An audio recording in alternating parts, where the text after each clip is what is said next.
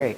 It's nice to be back here again. As Bab mentioned, I have had the honor to be able to present here multiple times, and was very thrilled when the phone rang, and actually the email came in the other day and asked would I be available to come and give a talk today. And I thought, well, what would be great to talk about? And I thought, well, spring's on the way. And spring is here, believe it or not.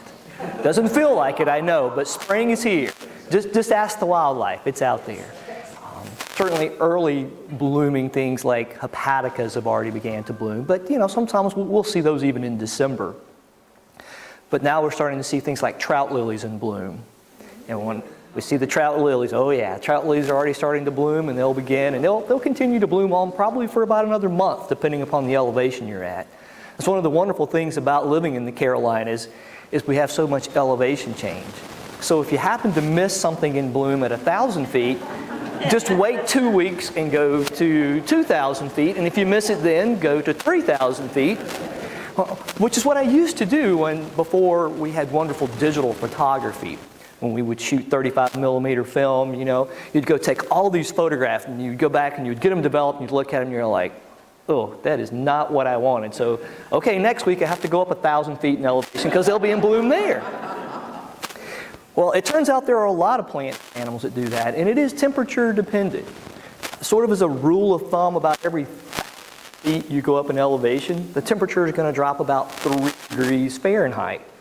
And for plants, that makes a huge difference, because it's not only the length of daylight, but it's also that soil temperature to trigger them when it's time to begin to bloom, when it's time to begin to emerge out of the ground.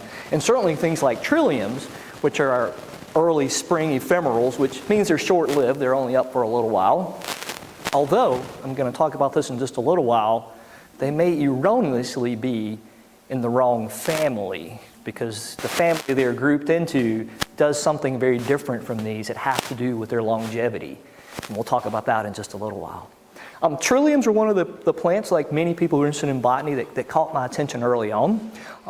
Unfortunately, it was not my grandmother who took me out into the forest. A wonderful woman, and to her, and I've told this story before, to her a bluebird was a bluebird.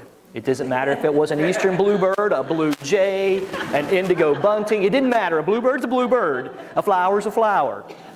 However, I was very fortunate to have a dad who loved to camp and to fish, and so he took me out in the woods and just let me go out and explore. And I would fish for a little while, but young, I was like, yeah, I don't know if I want to fish all of them. I'm getting a little bored. So I'd start turning over rocks, and as I'm turning over rocks, I would notice this flower was in bloom along the stream bank. And that's what really captured my interest in terms of the natural world. I am a botanist by training, but I did find out later on that there's all these bugs on my plants. So what is this bug, and what's it doing on there, and what's the connections? And as we turned out, as you look closely, you'll find that everything out there is connected. And that's true of Trillium as well. So what I'm going to share with you today is a little bit about Trillium of the Carolinas. And this particular topic and this particular flower is one of great interest, because if you look at all of the light green, those are all places in which Trillium occur. All right, so if you take North America, look at pretty much the whole eastern part of North America is just covered with Trillium. And the Trillium genus, the scientific group in which they fall in, the greatest diversity of Trilliums in the world is here in North America. And even better than that for us, the greatest diversity of Trilliums in North America is in the eastern United States, specifically the southeast. Now this may kind of throw you off just a little bit because, well, it does show you there's a lot of green up and through here. That just means there's Trillium there. But when you get down into places like along this drainage, right along the borders of South Carolina and Georgia, the Savannah River drainage basin, depending upon who you ask, there's somewhere between 25 and 30 species, and many of them only occur in the Savannah River drainage. Wonder why? So why do we have so much diversity here in the Carolinas and the eastern United States? Kind of goes back to what I mentioned earlier. It's because of the topography. And because of that topography, our climate is very different.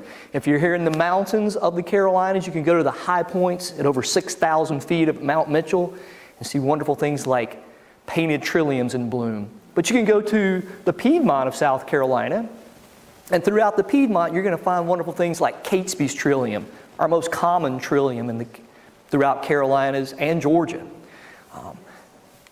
But even all the way down to the coast of the Carolinas, you're going to find Trillium. As a matter of fact, some of our Trillium species only occur today along the coast, in the coastal zone and in the coastal plains.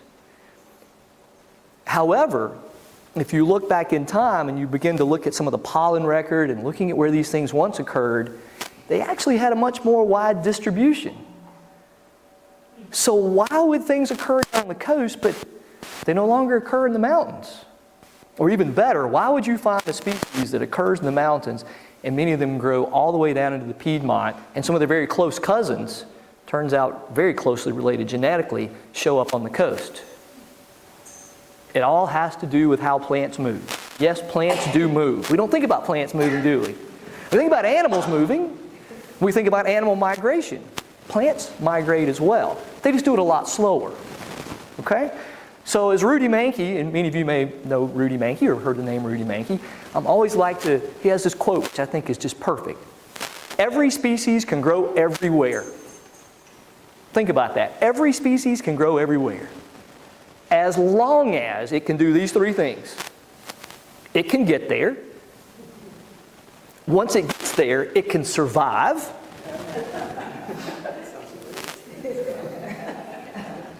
And third, and most importantly for us within Southern Appalachia, once it gets there, it doesn't change into something else. Think about islands in the skies, these tops of these mountains. Many times these plant and animal populations were all contiguous. But then as glaciation continues to, basically we're coming out of an ice age, as we continue to warm coming out of that last ice age, things get pushed to the tops of the mountains. So now these individuals, all of the same species, well, they can't all sexually reproduce with all the others they used to. So it turns out their traits start to be a little more pronounced, and over time, lo and behold, you have a whole new species. And that has happened in many different plants and animals. So the greatest diversity of trilliums on the planet within Southern Appalachia and within the southeastern United States, and it has to do with that topography. Getting there, surviving once you're there, and then not changing into something else once you're there. But if you do, well, you just have a new species. I'm going to show you a new one today. So how do you move if you're a plant? And why do plants flower? Do all plants flower? I know it's early on Saturday. No. Should also tell you, for those of you who've never heard me present before, I was also a teacher for a while. And so a lot of times I do ask questions, and I'll get people look at me like, he asked me a question. Are we supposed to respond? If you know the answer, it's okay. But if you don't, then that's okay as well, because that's what I'm here for today. Plants flower, and those that do flower, those that don't flower are things like ferns and mosses. Still plants, but they don't flower. They reproduce a different way. So why does a plant that flowers expend all of that energy to make a flower? It is extremely energy demanding to put on a flower. It's to attract pollinators. Because essentially, if you're going to move around, the way you're going to move around as a plant is one of two ways. One of those ways is through sexual reproduction. So it's to attract these pollinators, and Trillium do the same thing. One of the Trillium pollinators is this guy right here in the middle. You might recognize him by the elytra on the back. That's the hard wings that are covering soft wings, letting us know this is a coleopteran, a beetle. Now, there are different species of Trillium, and different species of Trillium have different pollinators. Okay? But one type of pollinator of Trilliums are going to be the coleopterans, or the beetles. Another is going to be the hymenopterans. Hymen being thin tissue wing. These are the hymenopterans. These are things like bees and wasps. Okay? So they're going to come in, and you can see this visiting down inside of here, and it's just coming back out. It came for nectar, but it came back out covered with pollen, and it's going to take that pollen and, of course, go to another Trillium and leave that, and then we're going to have cross-pollination. But guess what? Some Trilliums don't have nectar. It's one of those great trickeries of plants to entice a pollinator to come in, with the thoughts that it's going to come in and get a nice sugary meal of nectar. Gets there, lo and behold, it got nothing to eat, but still it leaves covered with pollen. And many different plants do that as well, and some Trillium species do that. It's usually the ones that are pretty stinky. It gives you an idea who might come to them. Stinky plants usually attract flies and beetles. Okay? So we've got beetle pollinators, we've got hymenopterans. We also have this lady. This is a queen bumblebee. Bumblebees are pollinators specifically of one of our large white showy Trillium, which we'll see in just a little while. So they're going to come in, they're going to collect that pollen, they're going to take that pollen, and how far is a beetle or a yellow jacket or a bumblebee, how far are they going to go? Hundreds of miles? No, they got a pretty limited range. So what do you think that might mean in terms of the Trillium population? Do you think that particular species is going to be widely spread? No. Okay? Because those pollinators are not going to be moving that pollen any great distance, so hence you're not going to get seed production. But if you get seed production, now you got to move that seed around. Or we said you got to get there first to be able to exist there. Well, how do you move your seeds around if you are a Trillium? Well, Trillium and other species that we have of flowering early spring ephemerals will produce on a seed this nice lipid-rich packet. It's not to feed the new Trillium, it's to entice the ant to come over, pick up the seed, carry it back, and carry it down in the ground. And what they're going to do is they're going to eat this elaiosome off of there. If they eat that elaiosome off of there, then they're going to leave the seed. Now the seed's under the ground. What do we call that if you plant a seed? Yeah, there you go. You're going to grow a plant. Well, how about ants? How far is an ant going to disperse a seed? Not very far. If it shows up to your kitchen, it might pick it up, yeah. But the seed dispersal is not very far for a Trillium. And most of our Trillium species, the major seed disperser is going to be the Formicidae. That's the family of ants. And there are different types of ants that do this. Okay. There are also some other animals that love this elaiosome. The seeds are too heavy to be wind dispersed. Good question though. Seed dispersal in Trillium and many other plants is by animal. Sometimes it can be by water. Others that have lighter seeds can be carried by the wind. So we know this ant's not going very far. Some early research that was done indicates that on average, probably the greatest distance is about 2.4 meters. If you multiply that by 39 inches, that gives you roughly about 7 point something feet. So less than 8 feet away from where this ant picked it up, it's going to carry it. Not very far, right? All right. But there are other things that are attracted to this nice lipid-rich. Yellow jackets. Yellow jackets come in. This is a big fruit off of a Trillium. There are the seeds. See that nice elaiosome on there? They're going to come in and they are going to carry that seed. They're going to disperse it. They can go further. Some work back in the early 2000s by Larry Zettler and Tim Spira. You guys may know Tim Spira. I think he came here and spoke a couple of times, or at least once. 2 great books he has out there. If you haven't seen those, great books. But Zettler and Spira did some work in the early 2000s, and they found out that lo and behold, these yellow jackets could disperse the seeds further than ants. Well, makes sense, right? Should be able to. But we didn't know that. Turns out about 20 meters. Almost 10 times the distance. So roughly 80 feet away. But that's still not very far, is it?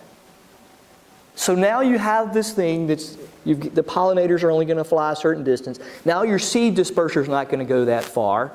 It becomes a little easier to understand why they are isolated to certain locales. There's one Trillium called the Wateree from the Wateree River. The Wateree Trillium only occurs in one locale on the planet Earth. One small location on one section of the watery river. It's on private property. I'd tell you where it is. I have permission to tell you that it exists, but I can't take you there.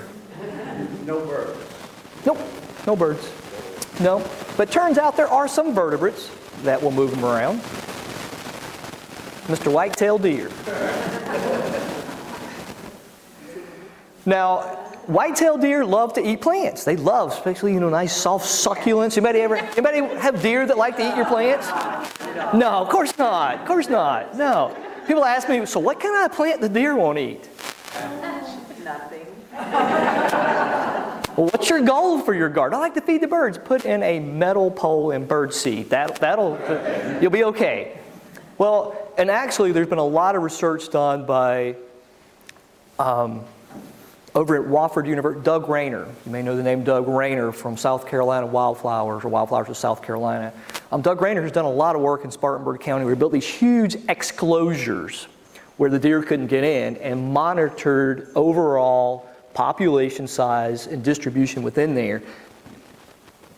Here's a tough one. Where do you think there were more plants? Inside where the deer couldn't get, or outside where the deer could get? Yeah, now you guys are waking up. Yeah. More on the inside. There was an area, and this was over in Georgia, just crossing the Savannah River, that there was a huge population of Trillium. And as we would expect, that Trillium population really was not moving that far.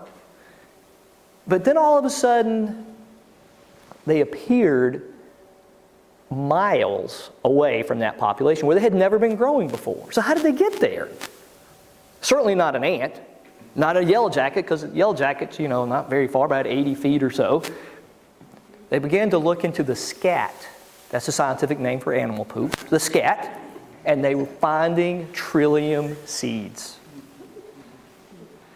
So remember that first thing, you got to get there. You got to be pollinated, you got to make a seed, and you got to move around. Now there are other things that will feed upon these elastomes, this lipid fatty material that's on there. Things like slugs. Turns out the slugs don't disperse the seed. They'll eat the nice little meal packet that's on there for them, the elastome. But then, so slugs aren't really good at dispersing them. They just eat them and then head on their way. Now, I mentioned to you that there's two ways of moving if you were a Trillium or any plant. One way is by sexual reproduction, by getting cross-pollinated or even pollinating yourself, producing a seed, and then that seed gets dispersed. But another way is through asexual reproduction. This is on a rhizome. A rhizome is part of the root structure of the plant. And what happens on that rhizome, you can have a new Trillium plant to come off of that plant. And what will happen is it will grow out, and then lo and behold, right beside it, a new plant will come up. And then over time, this section where it was connected will rot. Okay? So you can see them spreading asexually through basically coming off of that rhizome.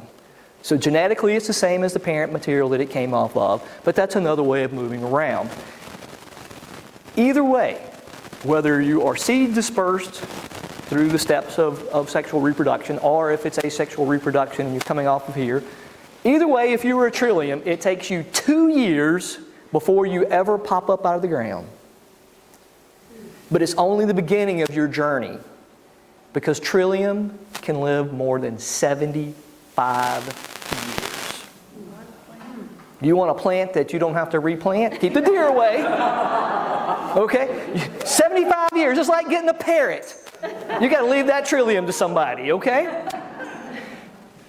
Scientists know 75 years, but it could be longer. Because what happens is if you see these little arrows that are on here, you'll see there's a little fleshy ring on here. That's the new growth. So you're going to get a little fleshy green. It's going to come off, but then they start to rot. So you can go back and kind of like counting the rings in the tree, but not exactly. You can count the segments and get an idea how old that Trillium is. And many of the Trillium that you see out there, particularly in huge, huge populations, if you get into some of those areas where those plants have been there, you're going to have Trillium that are 50, 60, as much as 75 years. But remember, when it first starts out, 2 years before it ever comes out of the ground. But potentially, for 75 more years or longer, you're going to have that plant.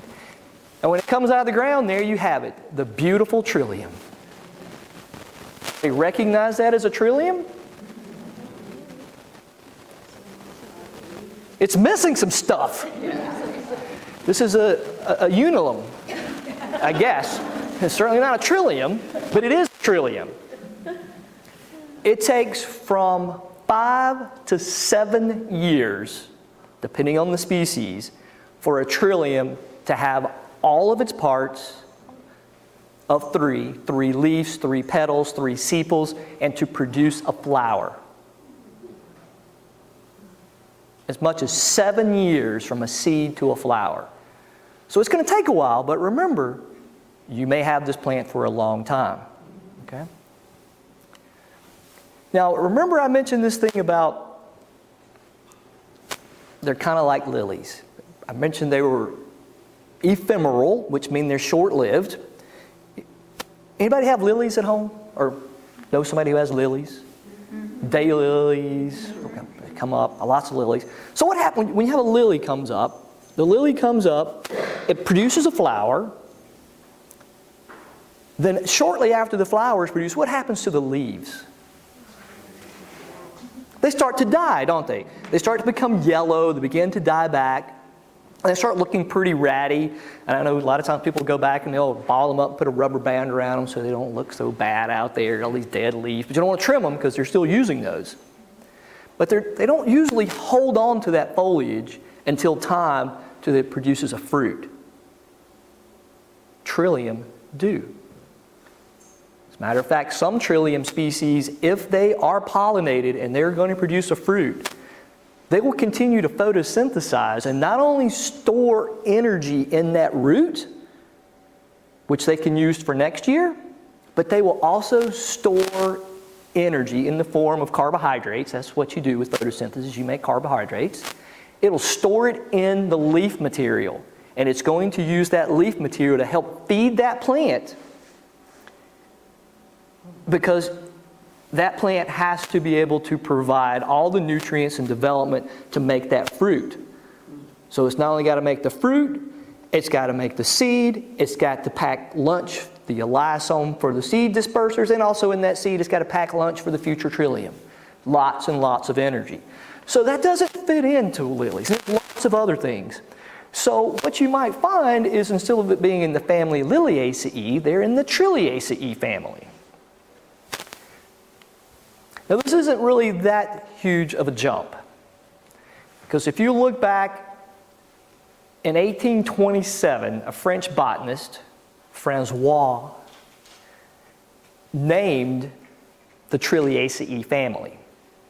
But for years and years, folks have used the Trilliaceae, or the Liliaceae, I should say, and not Trilliaceae for the family name. But it's coming back around again. Weekly's Flora out of North Carolina, which is probably the newest, it has the most current information. If you're not familiar with Weekly's, it's not like picking up a wildflower book that you go through and there's lots of color photographs. Oh no, the book's about this thick. If you're familiar with Radford and Bell from the 60s, it's kind of one of those books. But in Weekly's Flora, it's the Trilliaceae family, okay? There are 6 genera, but the southeastern United States contains only the genus Trillium, which we talked about a little bit, okay? All right, this is one of my favorite ones. I'm going to read it to you. This genus is an interesting one. Under great simplicity and conformity of habit, 3 leaves at the summit of a stem, supporting one solitary terminal flower. It contains and conceals many species. 1817 botanist Stephen Ellie. That one little paragraph says a whole lot. It gives you an idea that 3 leaves. It lets you know where they occur. It lets you know that it has a solitary terminal flower. But most importantly, this genus conceals many different species. And what we're going to do, we're going to spend the rest of our time looking at these different species. I'm going to share with you a little bit about their distribution, where you can go and see them, but also a little bit about how to identify them. All right? Anybody have any questions so far? This will be on the quiz. Essay, Trillium dispersal, okay? All right. Well, remember he said everything's in parts of threes, right? And there we go. Here's a nice little trillium. This is a typical flower. You've got this nice showy, this is called the petal. Behind it, these are the sepals. Out here in the middle, you've got the carpel, which is in the middle. And then you've got these elongated structures right here, which are called the stamen. That's going to be important, particularly these petals, sepals, and that stamen, because stamen's going to help you out a lot. See that word right there, that last part, M-E-N? That's the male part of the plant. Okay? That's the male part. And when we start identifying Trillium, the length of the stamen is going to tell you of the arrangement. That's going to tell you a little bit about how to identify it, because color won't work every time. Okay? So that's the general layout. So everything's in parts of threes, as Elliot said. All right? Now let's look at an actual flower itself. So here we go. We've got everything in threes again. So here we go. We've got 3 petals. Remember, that's the showy part. We've got 3 sepals, the green part's back in here. Then we've got the carpel in through here, and then we've got these nice yellow stamen. That's the guy part, the male part. This dark center down here, that's the part of the female part. That's the ovary. Okay? Up in the very top, this is called the stigma, which is where the pollen gets attached. And basically, where I'm going with this is ovary color can help well. Okay? So basic stuff. Everything's in threes, right? What's up with this one then? Lo and behold, what do we got going on here? We have a double trillium. But notice it still only has 1 flower, but everything down below there is basically this top part has been added onto it. If you could see underneath there, this Trillium luteum or yellow trillium would have 3 sepals underneath there as well. And look here beside. Here's a young one. Didn't go far from the plant, did it? Right. There's another one over here, another one over here. This is in the Great Smoky Mountains National Park. But you can find Trillium in multiples in lots of places. The key is you got to find a big population. And you get a huge population, it's like any other species. The greater the number in your population, the greater the chance you're going to have individual characteristics that begin to show up. Okay? You know, everybody's an individual. They're going to look a little bit different from the other ones. Everybody know where the Devil's Courthouse is on the Blue Ridge Parkway? Great place to go see painted trilliums. It's high elevation, which we're going to find out in a little while is important for painted trillium. You're not going to find those at low elevations unless somebody was very successful in transplanting probably the most difficult trillium to move or to plant. Please don't move them, but to buy and transplant. But you go there, and they're in parts of 2s and 4s and 6s. Well, that's a multiple of 3, so that kind of works. But there are so many there that you will see a lot of different individual characteristics beginning to pop out. Okay? So it's not always as simple as everything's in parts of 3. But it's a good place to start. Okay? Now, where is the flower located? That's the next thing. Within Trillium, nice thing about it, all those different species that are out there fall into 1 or 2 groups. And it has to do with where your flower is located. In this case, if you come up the stem, here are the petals and the sepals. There is no petiole. And there was a little stem that for the flower, a little stalk, it's called a petiole. So since there is not one, the botanical word for that is sessile. So easily enough, we call these the sessile trilliums. There you go, the sessile trilliums. And then our other group are going to be those that do have a pedicel, and they hang down. The leaf's up above it. This one is hanging down, so they are the nodding trilliums. So the sessile trilliums and the nodding trilliums. So the first thing you're going to look for on that plant, and usually it's going to be in parts of 3s.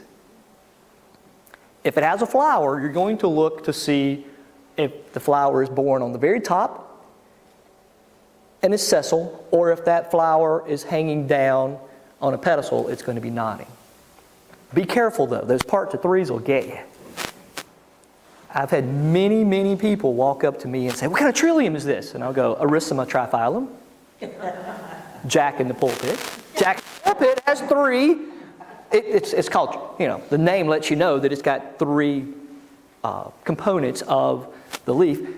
But remember with Trillium, they're all going to come off from each other symmetrically. So you're going to have, I don't have 3 hands. Come here, be my 3rd hand. Hold your hand up high. There you go. 1, 2, 3. All right, we got 3.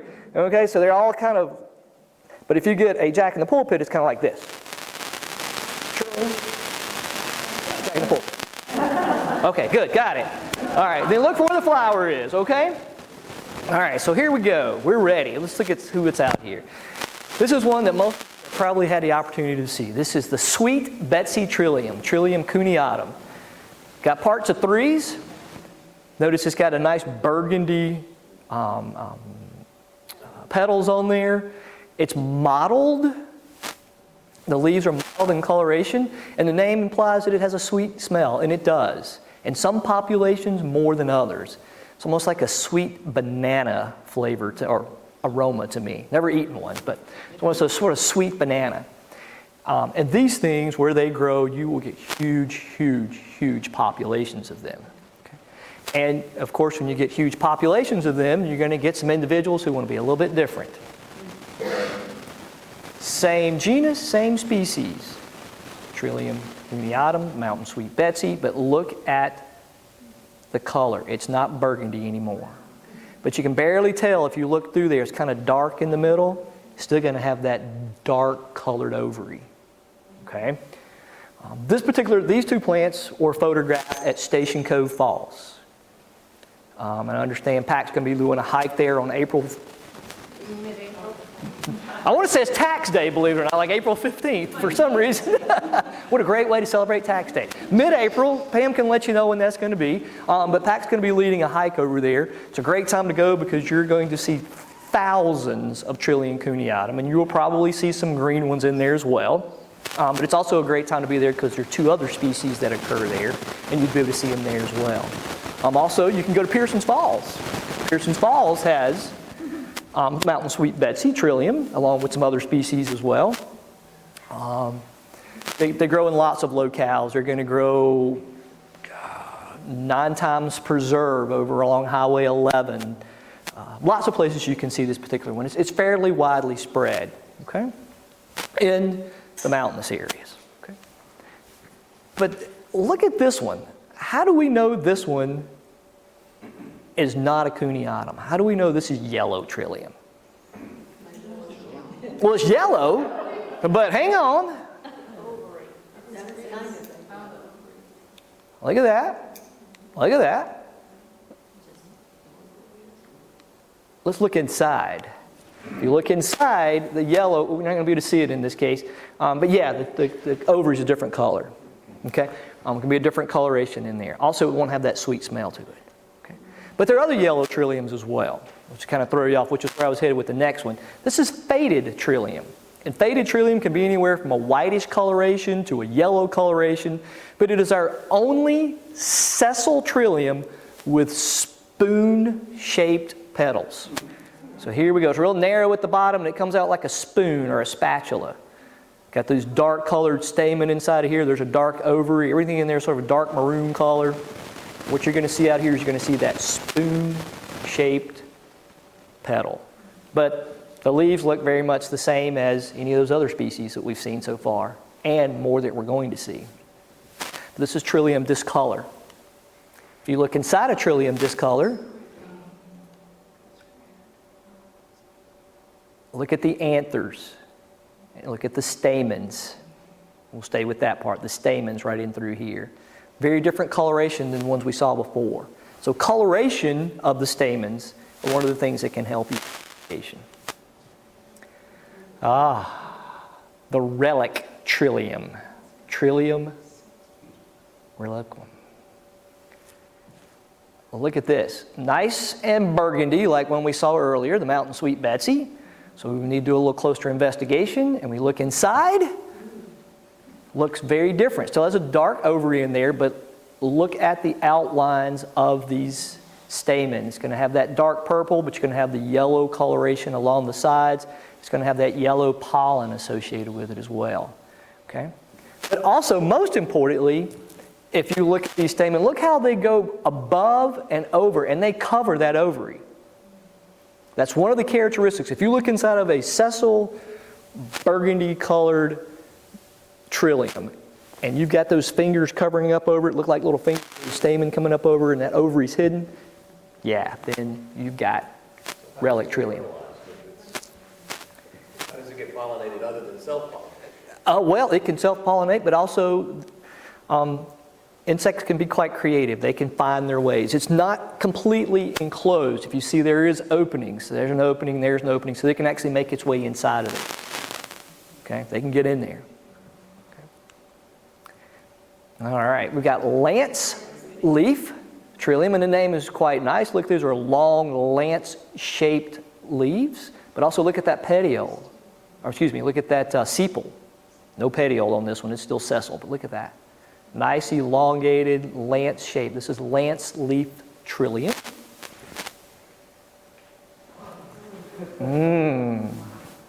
That looks just like the other one. Look at that, that's a lance leaf.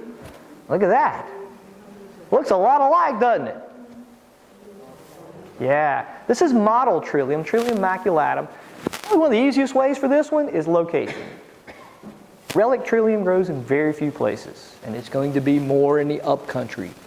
This is a coastal species for the most part. This was taken off the coast of South Carolina on Spring Island, just outside of Beaufort. Beautiful, beautiful plant, Trillium maculatum. And they also, look at the size of this. If I showed you this picture, is that tropical or subtropical? That's definitely not the mountains, is it? Yeah. Yeah, got palmettos in the background. Beautiful population. I'm trying to, something, oh, look at that. What's that blooming in there? Sneaking in on the Trillium slideshow. Sanguinaria, bloodroot. Yeah. Adamasco lilies were also blooming at the same time. It was quite magical. I was very fortunate to be there at that time. But coastal once again. Now, we're going to move to a whole new group. There are more sessile Trilliums than you saw, but I gave you sort of a good scattering of what's going to be out through there. So we're going to move on to some of the nodding Trilliums. This is our most common nodding Trillium. This is Catesby's Trillium, named after Mark Catesby, one of the early naturalists who came through the Carolinas. It's got a nice, you can see it's underneath. Here are our petals. The flower is nodding underneath there. And almost every photograph you see of a Catesby Trillium is going to be this nice blush pink color. But when they first open up, there's pure white. When they first open, Catesby's Trilliums are white. White is all the colors of the rainbow. If you came to my talk on pollinators here a number of years ago, that's a very important trait to have. Because if you are white, you are all the colors in the rainbow, which means you are visible by anything that can see color in this light spectrum, the visible light, red, orange, yellow, green, blue, indigo, and violet. So that means you can be seen by lots of things. Why does a flower want to be seen? So it gets pollinated, right? Well, once you've been pollinated, is there any need to attract the pollinator? No. So once you've been kissed, you blush. So is that one? Oh, this one has been pollinated. This one is blushing. Yeah. Now, sometimes they will just fade with age. They don't necessarily get pollinated. But chemically, what happens in here is this plant gets to a certain, once it's pollinated, then chemically it's going to change and it's going to signal to that plant, okay, reduce the amount of pigment you produce. So if you're no longer producing all those pigments, which requires energy, you stop producing those pigments, you no longer are white in color. Therefore, you begin to change and you go to a different coloration. But also with age, what happens with that is you are no longer producing those photosynthetic pigments or even those pigments to attract a pollinator. So this one's been pollinated, or it's very old, probably been pollinated. And there's ways you can find out as well. Oh, this one is awesome. Weeks and weeks that thing will be in bloom. It is great. The great thing about Catesby's Trilliums is they're widely distributed. You're going to find them in the mountains. You're going to find them in the Piedmont. They cover almost to the Sandhills region. It is widely distributed, and they bloom for so long. And this one, depending, but they'll go from this almost to, they'll go white to pink to almost this incredible, what's the color? I'm going to be a guy here. It's reddish, pinkish, purplish kind of color. Mauve, there you go. We'll go to mauve, yeah. So I've seen a mauve in May before. I should better remember that now, okay? All right, so we got the Catesby down, right? And this is Trillium Catesby. It's a nodding trillium, white, then it begins to fade. Okay, so what's this one? Is that a Catesby's? No, can't be. It's sticking straight up above, right? Well, so what is it? Ontario. It does look somewhat grandiflorum, but not quite. That's a good one. I can't tell you its name because it doesn't have one yet. Right now we call it the Jones Gap Trillium. Guess where it grows? Jones Gap State Park. It's the only place in the world it's known to grow. It is not a new species yet. It may turn out to be a variety. But remember, you got to get there. You got to be able to survive. And you don't change into something once you get there. This thing is changing into something else. The entire population, even though it does have a pedestal, all of them are above. I've never seen, out of thousands and thousands of them, looking at them for 20 years or more, never seen one that was nodding. They bloom earlier. So if you're not blooming at the same time those ones that are Catesby's bloom, you can't cross-pollinate. So these are going to be pollinating each other. So their characteristics are going to carry on.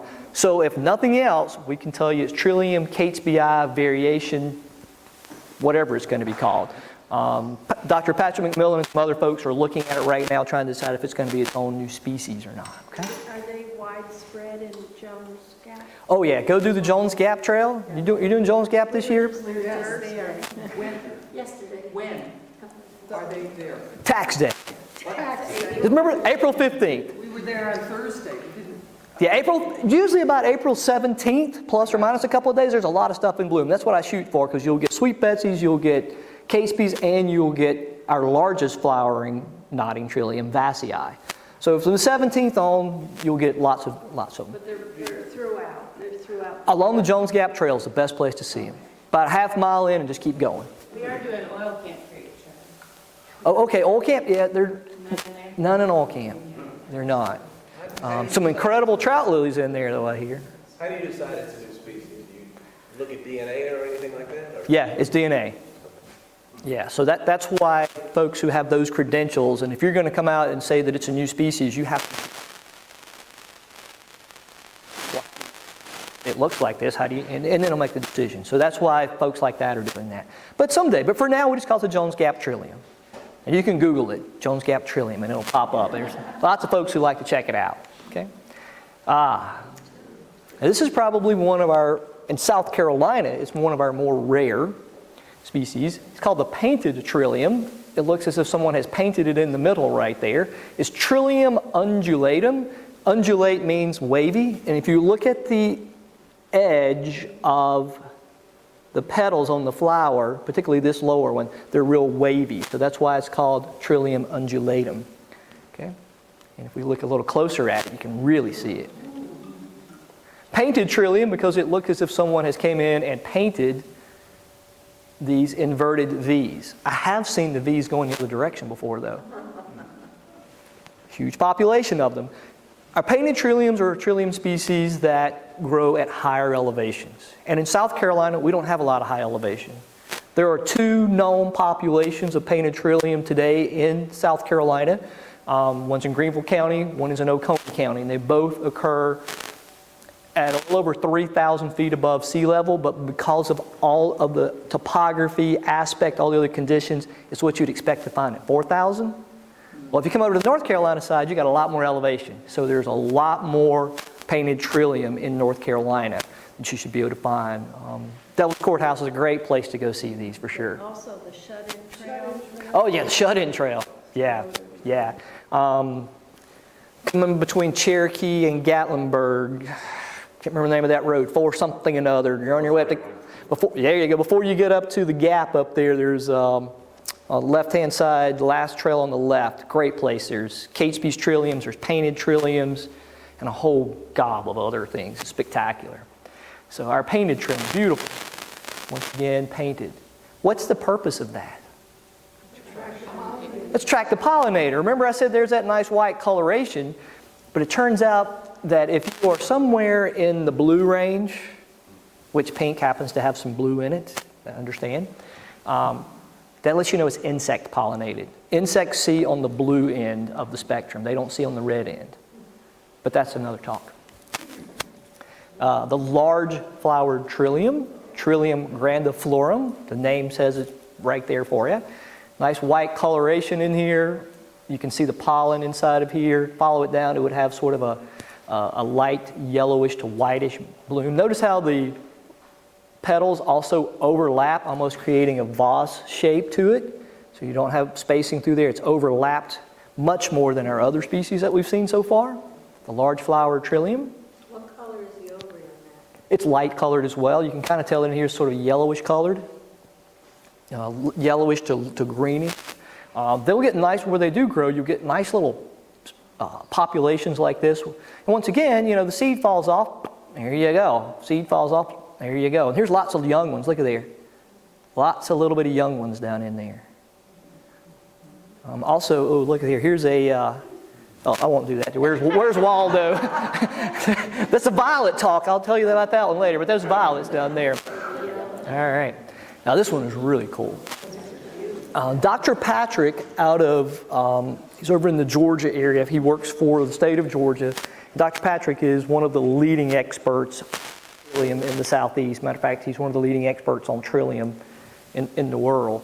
Well, he found this nice little species growing up in the Great Smoky Mountains. It's a beautiful, beautiful plant, and it's really beautiful when you look on the inside. Look at that. The first time I saw this thing, I looked and I thought, well, it's hollow in the middle, but it's not. It's just, it's actually sort of a white coloration, but it's got along the edges. Look at that dark burgundy ovary in there. You got all your stamen in there, nice ovaries. Beautiful. If you go to Gatlinburg, everybody's favorite place, right? Gatlinburg. Over you go to Gatlinburg, you can go to the moonshine distillery place. They got lots of those down there. I was there last year. Everywhere there are moonshine places. But of course you want to ride the trolley if you're going there. You don't want to drive. So go to the trolley station. While you're at the trolley station, walk down near the creek and look down near the creek and you'll see these things blooming. Yeah. This is the southern nodding Trillium. Okay. Our largest flowering Trillium, this is Vassey's Trillium or Trillium vassei. Huge, huge flowers on these. They usually grow single. Notice I showed you the grandiflorum. There was a large bouquet or bunch of them. These typically grow single. You'll have one plant, and you'll have another, and then you'll have another. If you go to Jones Gap around April 17th or so, the camping road, they'll be on your left on the hillside.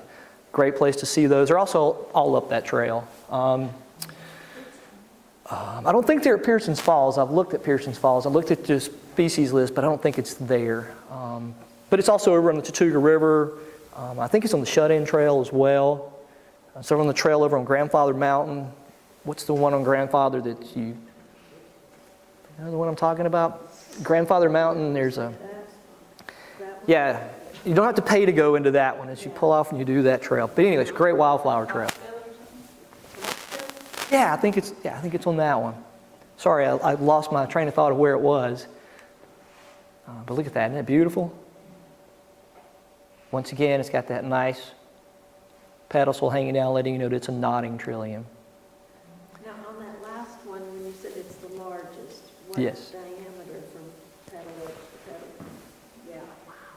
Yeah, 3 inches, 3 inches plus. Yeah, they're big. Sweet white Trillium. Notice sweet white Trillium has a dark center, whereas our grandiflorum had a yellow to greenish center. This is sweet white Trillium. Pam, as you guys head back toward the waterfall at Station Cove, once you cross over the creek, there should be some in there. They also are at Pearson's Falls. You have sweet white trillium growing there as well. And I look back at my notes. On one of the PAC properties that has all those white ones. Is that simile or is it Childers? It's great white. I thought it was sweet white. Yeah, Childers. One of the PAC protected pieces of property going your way to between Tryon and Saluda. Incredible place. I don't know if you guys get to go there or not, but beautiful, beautiful place to be able to see the sweet white trilliums. But notice it's going to have white. But also notice that the petals don't overlap as much as they did in the grandiflorum, and you don't quite have that sort of vase shape to it, and it's got that dark ovary in the middle. How about this one? Red Trillium. Good name for it, right? Yeah. You can really see the sepals behind back in here. They're not covered up at all. But this one kind of looks like it too, doesn't it? That's because that too is red Trillium. Trillium erectum, Trillium erectum, Trillium erectum. Red, white. But there again, if you look at that ovary in there, nice dark ovary in there, you're going to have more like your stamen are going to be yellowish in color. You're going to get yellow pollen in there. You're going to be able to see those bracts behind it. You're not going to have that overlapping. So a lot of spacing between your petals or sepals. So color doesn't always help. So is that like the case that it starts white and gets? Nope. You have a mixture. You have a mix. And these were taken in the Smokies on,